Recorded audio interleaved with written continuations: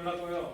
산정 이유는 원자력 발전소는 에너지를 효율적으로 생산할 수 있지만 위험도가 높기 때문에 문제로 설정하였습니다.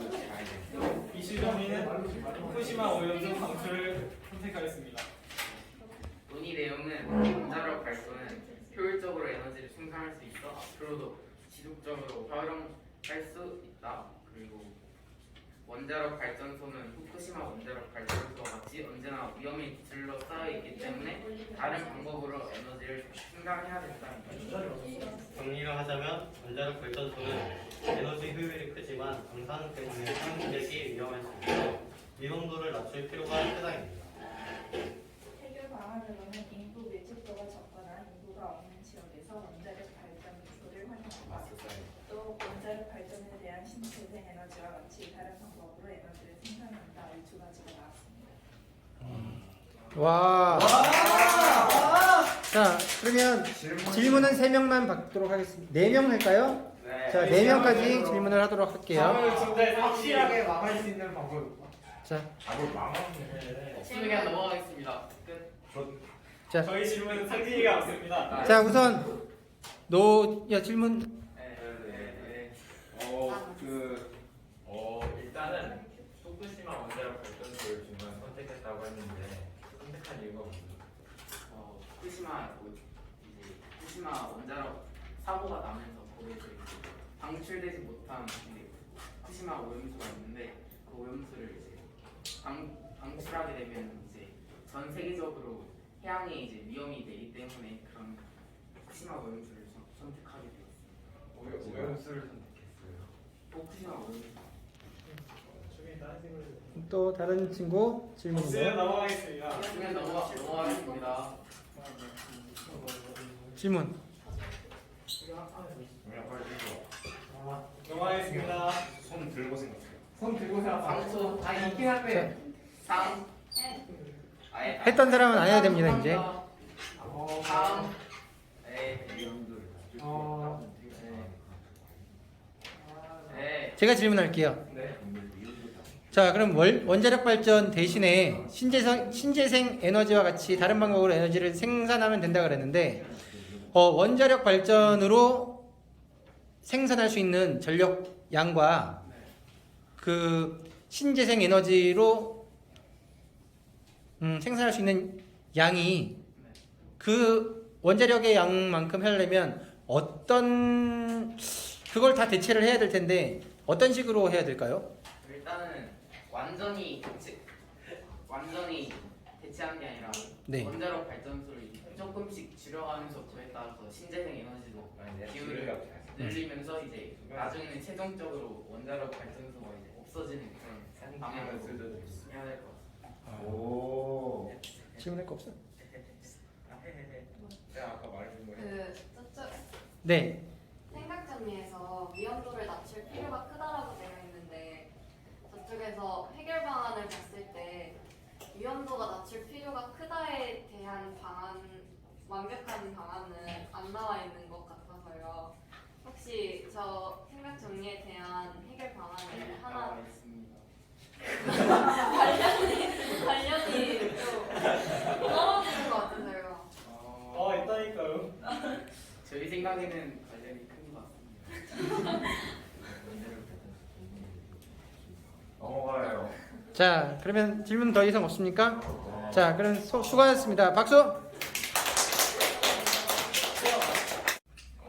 저희 3부는요 주제로 챗 GPT를 선택을 했는데요. 우선 선택한 이유는 챗 GPT가 요즘 뉴스에서 가장 많이 나오는 이슈 중 하나고 전 세계적으로 화제가 되고 있기 때문에 선택을 했습니다. 이 챗 GPT에 관련된 문제로 저희는 챗 GPT로 과제를 하는 것이 합당한가를 선정을 했고요. 이와 관련된 이슈를 저희는 첫 번째 자소서를 쓰는데 사용하여 하버드와 삼성을 합격한 사례가 있고요. 두 번째로 GPT로 어디까지 이용할 수 있는지 이 두 가지 이슈를 선택을 했습니다. 그리고 저희의 논의 내용은요. 아까 말씀드렸어요. 이제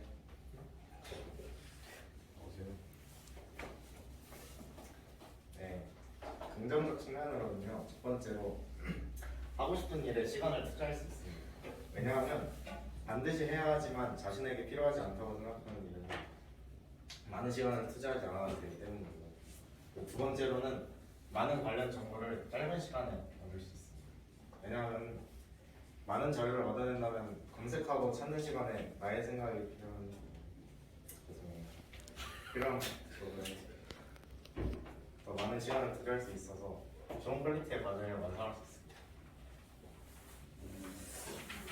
자, 부정적 측면으로는 일단 절대 출처가 명확하지 않다를 들 수 있고요. 챗GPT를 돌려보시면 여러분도 다 아시겠지만 출처가 제대로 나와 있지 않습니다. 그 다음에 두 번째는 검색한 사람이 믿을 정도로 거짓 정보를 사실처럼 답변한다는 건데, 이거는 거짓 정보를 답변한다는 거랑 같은 내용이죠. 그 다음에 챗GPT로 개종이 누군가를 쳐봤을 때 개종은 조선시대 1608년에 나온 왕 이름이고요. 그 다음에 황제 노진우는 중국의 27번째 황제 이름이 나옵니다.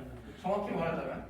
그 다음에 세 번째로 개인의 역량을 평가할 수 없다. 이거는 이유는 뭐냐면 애초에 과제의 목적이 뭐예요? 과제의 목적은 개인의 역량을 평가하고 그 다음에 개인의 그 능력을 발휘하는 건데, 과제의 목적이 흐려지게 해서 개인이 성장할 기회가 사라지게 된다는 것입니다. 해결 방안에 앞서서 우선 최종적으로 정리를 해드리면요. 긍정적인 측면으로 하고 싶은 일에 시간을 투자할 수 있고 많은 관련 정보를 짧은 시간에 얻을 수 있으며, 부정적인 측면으로는 출처가 명확하지 않다는 것의 예시로 예를 들어 독서록 책 제목을 말하고 독서록을 써달라고 챗GPT에게 요구했을 경우 그 실제 책을 읽었을 때와 전혀 상반된 내용을 가지고 독후감을 써주는 경우가 존재했기에 사실성도 확인되지 않는다고 사실성도 확인이 되지 않고요. 그 다음에 검색한 사람이 믿을 정도로 거짓 정보를 사실처럼 답변한다 해서 조선시대에 존재하지도 않는 개종이라는 왕을 실제로 창조하여서 연도까지 언급해가며 사실성을 만들어냅니다. 1608년. 개인의 역량을 평가할 수 없는 건 그 사람이 어떻게 생각하는지 알 수 없어 역량을 평가할 수 없는 것인데, 이로 인해 개인의 역량을 평가할 수 없고 과제의 목적이 흐려지게 되며 개인이 성장할 기회가 사라지게 해요. 따라서 이 해결 방안으로 저희는 이 긍정적 측면과 부정적 측면을 섞었습니다. 저희가 실제로 과제를 할 때 자료를 조사하는 시간이 굉장히 많이 걸리잖아요. 그래서 이 긍정적인 측면에서 이 하고 싶은 일에 시간을 투자할 수 있는 것을 보장을 하고 많은 관련 정보를 짧은 시간에 얻을 수 있는 것을 이용하여 챗GPT에 먼저 검색을 해본 후에 그 정보를 얻은 후 직접 그 사실이 맞는지 다시 한번 검색을 해보는 수고를 겪겠지만 실제로 찾는 것보다는 빠르기 때문에 그 점을 이용하고 완료하는 용도가 아닌 자료를 조사할 때 이처럼 사용하는 등 가볍게 참고하는 용도로 사용하여 개인의 역량을 펼칠 수 있게 자신의 생각을 집어넣는 그런 용도로 사용하면 좋을 것 같다고 판단했습니다. 와. 자, 질문. 질문. 그 다음에 한 가지 말할 거 있는데 이거 제가 드렸습니다. 예, 저요. 개인의 역량을 누구한테 평가할 수 없다. 아예.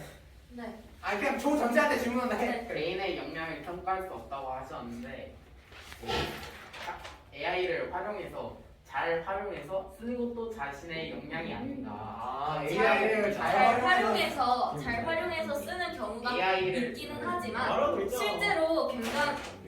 실제로 주변을 많이 보면 검색한 그대로 빠짐없이 거르지도 않고 쓰시는 경우도 상당히 많이 보여요. 예시 한번 저희는- 들어볼까요?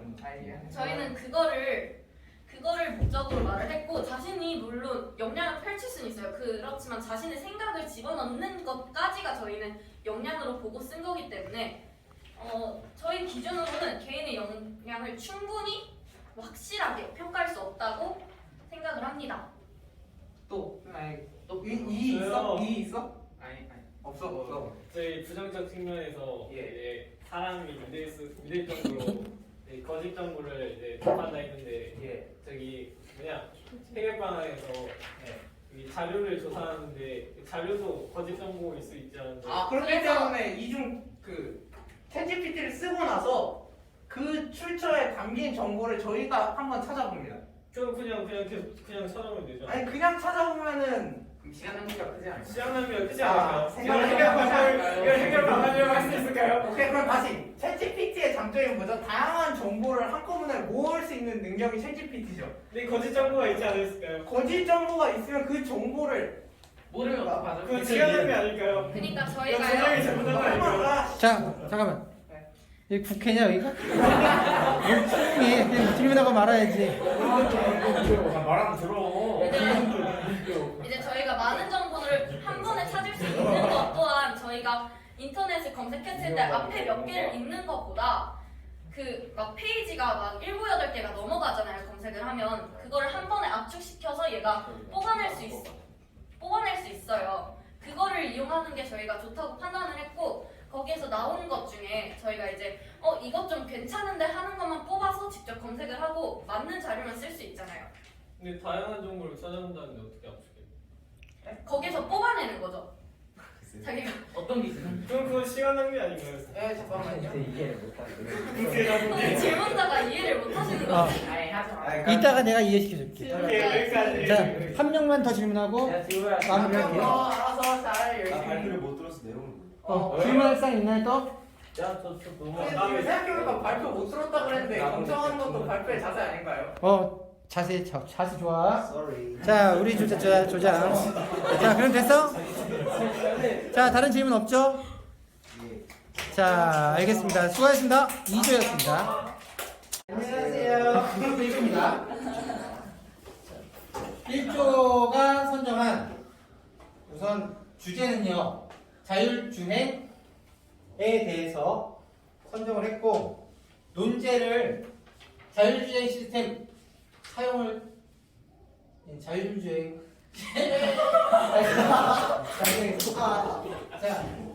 선생님 많을까봐. 자, 저희 1조의 논제는 자율주행 시스템을 도입해야 하는가 이고요. 이 논제를 선정하게 된 이유는요. 요즘 막 뉴스에도 나오고 다양하게 나오는데 막 자동차가 막 하늘을 이제 날아다닐 것이다. 막 이런 얘기도 나오고요. 뭐 서울부터 부산까지 막 자율주행으로 갔다 왔다. 이런 내용도 막 나오고요. 그래서 요즘 자율주행 자동차에 대한 사회 관심이 엄청나게 높아졌습니다. 그래서 저희는 이 논제 완전 자율주행 시스템을 도입해야 하나. 현재 우리나라에는 자율주행은 어느 정도 도입은 됐는데 완전 기계에 맡겨도 되는가? 이것을 문제로 선정했습니다. 자, 다음 이슈. 쌤 이슈까지 자, 우선 이슈를 잠깐 소개만 드리자면, 자, 과연 사고가 났을 때 책임은 누구에게 있는가? 자동차와 사고가 났는데 얘는 자율이고 얘는 사람이 하고 있었어. 혹은 얘는 자율주행인데 얘는 사람과 자율주행이 반반씩 하고 있었어. 혹은 얘도 자율이고 얘도 자율이야. 이 상황에서 책임이 누구한테 있는 것입니다. 각각에 대해서 생각을 해봤고요.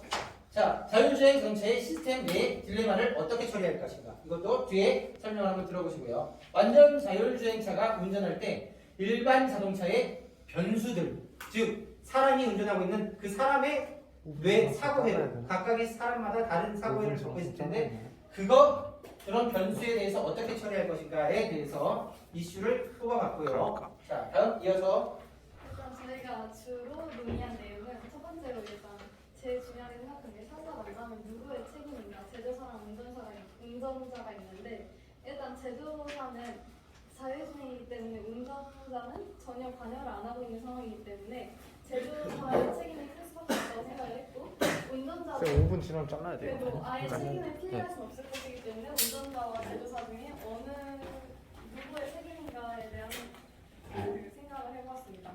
그리고 아직 자율주행 자동차를 잘 못 믿는 사람이 많은데 완전 자율주행 자동차가 도입이 됐을 때 완벽히 믿을 수 있는가도 좀 큰 문제이고 세 번째는 딜레마. 그러니까 가장 대표적인 예를 들면 이렇게 가면 직진을 하면 내가 죽고 우회전을 하면 다른 사람이 죽는 대신에 내가 사는 상황에서 자율주행 자동차는 어떤 선택을 할 것인가라는 그런 관점에 대해서 딜레마에 관한 것도 논의를 해봤고 모든 자동차가 완전 자율주행 자동차가 아니기 때문에 일어나는 변수들에 대해서 어떻게 대처를 해야 되나라는 논의도 많이 해봤습니다.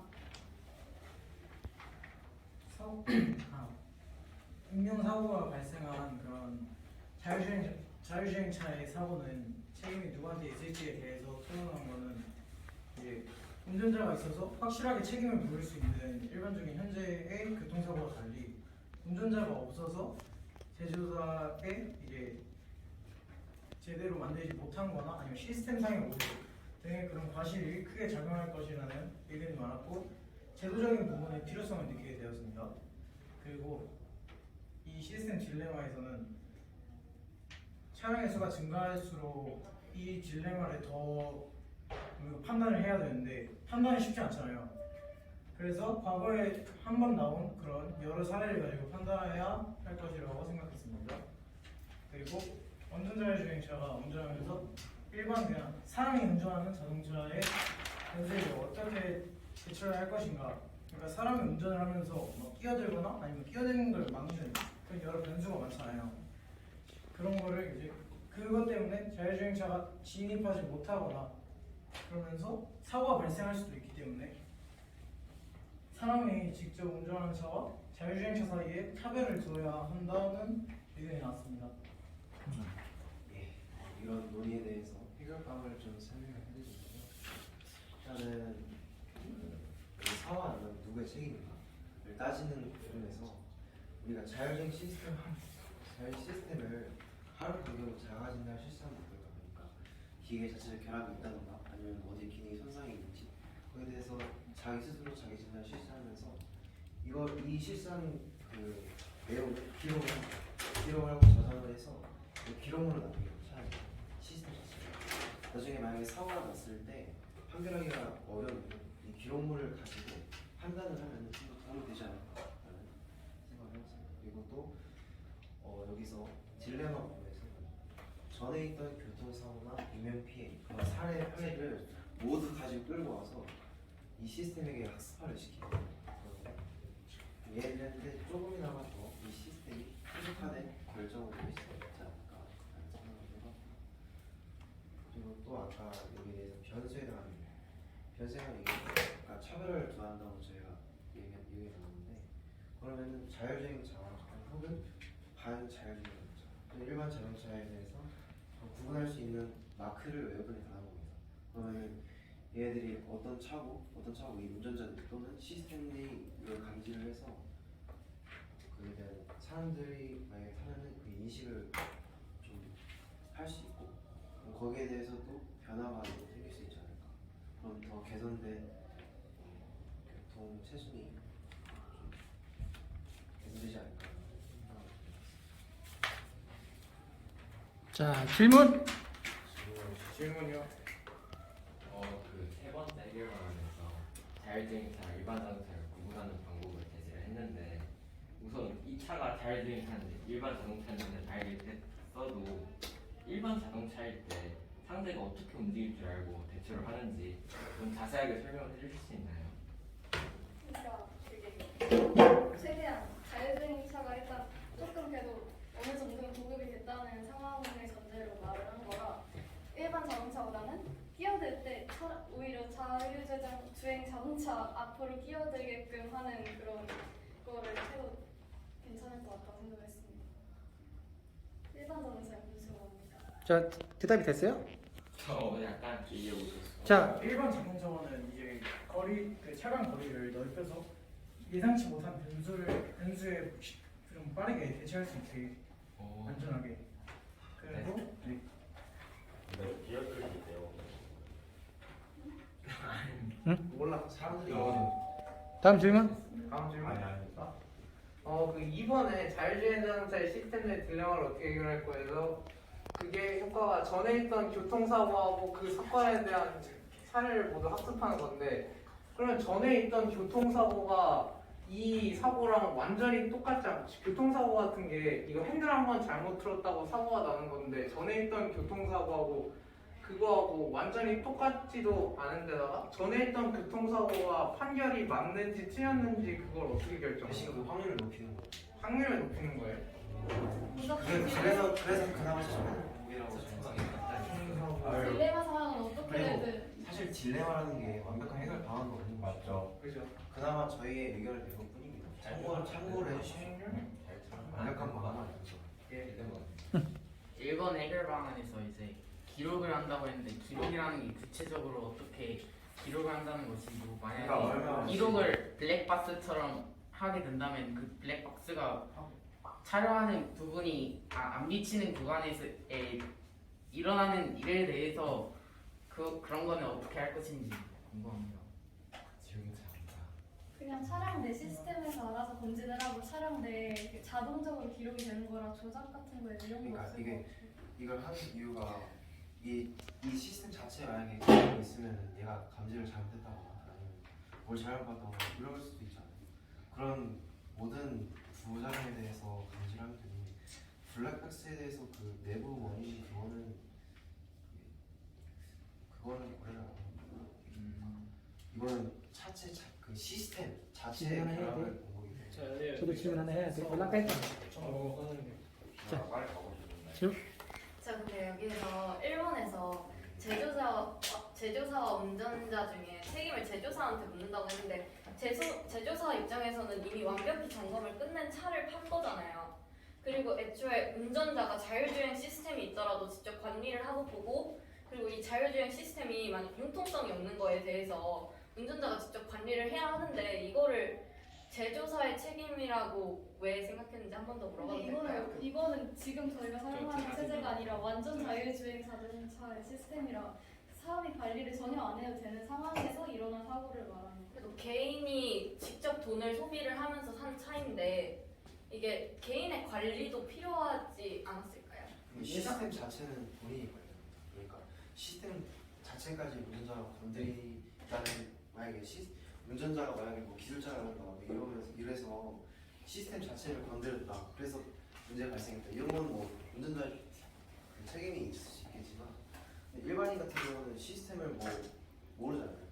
그러니까 일반인 경우에서는 시스템을 안 그린다는 전제하에서 완전 자율주행 자동차는 본인이 시스템을 다 관리하기 때문에 그런 건 그 제조사의 영향이 좀 더 크지 않나 생각합니다. 그리고 아까 그것 때문에 저희가 논의한 내용 중에서 지금 이 시스템이 잘 작동하고 있는지 안 하는지를 기계용 차량용 블랙박스를 설치를 해서 지금 이 차량이 제대로 내부 작동이 되고 있는지를 판단할 수 있는 그런 거를 설치를 의무화해서 하는 게 필요하지 않을까라는 얘기도 했었어요. 그러니까는 누가 사고가 났을 때 카메라가 있는 게 아니라 카메라라도 있지만은 그 내부에 이 시스템이 수치가 어떻게 되고 있는지를 쭈르륵 시간대별로 그냥 기록되어 있는 그런 블랙박스를 장착을 하는 것도 어떨까라는 생각을 했었습니다. 자, 질문 하나? 그 딜레마 부분에서 정확히 내가 죽거나 다른 사람이 죽거나 무조건 한 명이 죽는 경우에 그 자율주행 시스템은 어떤 선택을 하는 거라고 결론을 내리신 거예요? 결국 결론은 안 내리는 것 같아요. 아직 시스템은 일단은 계속 그 판례 여러 판단 결과가 나오는 대로 그거를 학습하면서 어떤 판단 결과가 더 나은지를 따지면서 근데 사고는 판단하기 전에 먼저 일어나는 거 아니에요? 그치. 대답하라 빨리. 그게 혼자가 살아야 뭐가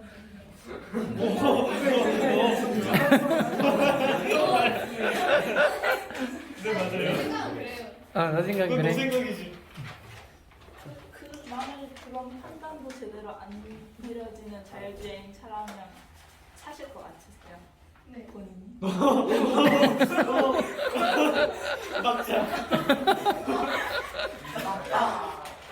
야무지게 그냥 하나는 드시고 반응 속도에 관해서 만약에 기술 발전이 지금 하면 반응 시간보다 더 빠른 속도로 판단할 수 있지 않을까. 분명히 자율주행 시스템에 그런 딜레마가 있기 때문에 지금 자동차의 뭐 주행 능력 이런 것들이 훨씬 더 개발돼서 만약에 진짜 큰일 난 상황이다 그러면은 뒤에서 막 포크레인처럼 막 이게 막 내려오면서 땅을 긁으면서 바퀴가 막 쭉 밀어지는 게 땅을 그냥 콱 휘어잡는 정도의 그런 접지력을 가진 주행 그런 것까지 나오지 않을까. 지금 엄청난 발전이 될 상황들이 많이 있으니까 그런 것들은 아직 전기 발명된 지 100년도 안 돼요. 네, 마지막으로 도영이 질문 짧게 하나만 부탁드리고요. 답변 짧게 하나만 부탁드려요. 논의 내용에서 완벽히 믿을 수 있는가에 대해서 논의를 하셨다고 하는데 또 완벽히 믿을 수 있게 하기 위해 자율주행 자동차를 마케팅하는 입장에서는 어떤 방안을 만들어요?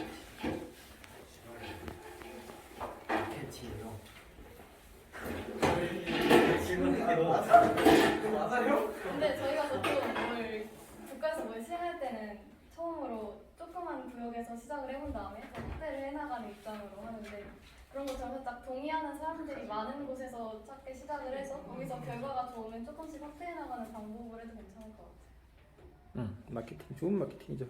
성공 마케팅. 여기서 조금만 돼서 성공을 시켜고. 자, 알겠습니다. 수고하셨습니다.